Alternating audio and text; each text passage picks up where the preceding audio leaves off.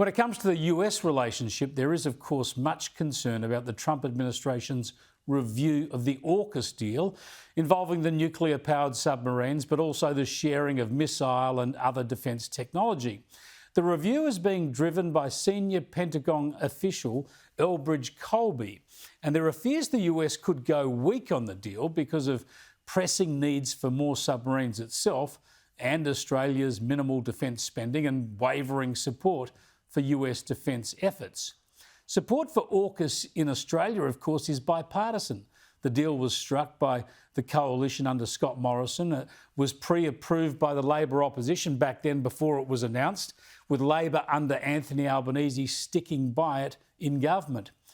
But one man who's always attacked it is the former Prime Minister Malcolm Turnbull, because it necessitated the unmaking of his bizarre deal to pay France to redesign a nuclear submarine platform to build diesel-powered vessels for us. Anyway, the Australian has reported today that Turnbull has long been in discussions with Colby and has been sharing his critiques of AUKUS for a number of years. Quite an extraordinary intervention. Perhaps Turnbull would argue he's trying to safeguard our national interest, but I would have thought he should butt out, because an embittered former Prime Minister might also end up damaging the national interest. And yes, as I'm often reminded, I worked for Turnbull for a year, my year of living dangerously. Sometimes I need to declare that. And obviously he should stay out of this. He's had his time. For crying out loud, we've got another former Prime Minister, Kevin Rudd, in Washington as our ambassador. What hope have we got? Anyway, also in Washington, there's been some great news for Ukraine from the White House.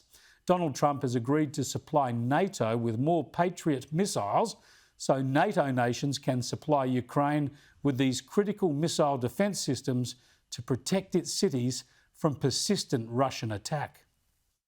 Just, they're paying for everything. We're not paying anymore. We have an ocean separating us. I said, we have a problem. We make the best stuff, but we can't keep doing this. And Biden should have done this years ago. He should have done it from the beginning, but he didn't. He didn't know he was there. The decision is that you want Ukraine what it needs to have to maintain, to be able to defend itself against Russia, but you don't want Europeans to pay for it, which is totally logical. This is welcome news for Ukraine President Volodymyr Zelensky, who just 4 months ago had that heated meeting in the Oval Office, which saw US support for the Ukrainian war effort put on hold and doubts created about how strongly Trump would stand up against Russia. Today, Trump also warned Russian President Vladimir Putin that more tariffs and other sanctions will be imposed if a ceasefire can't be delivered within 50 days.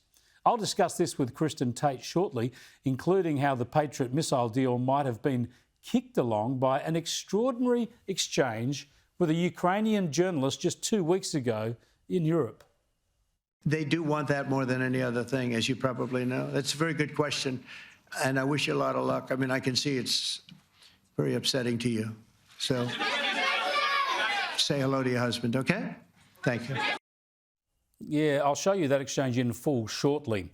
But with Russia's brutality against Kiev escalating in recent weeks and Putin belligerently ignoring calls for peace, today is a good and encouraging day for the embattled country of Ukraine, all because of a new approach and firm action from Donald Trump.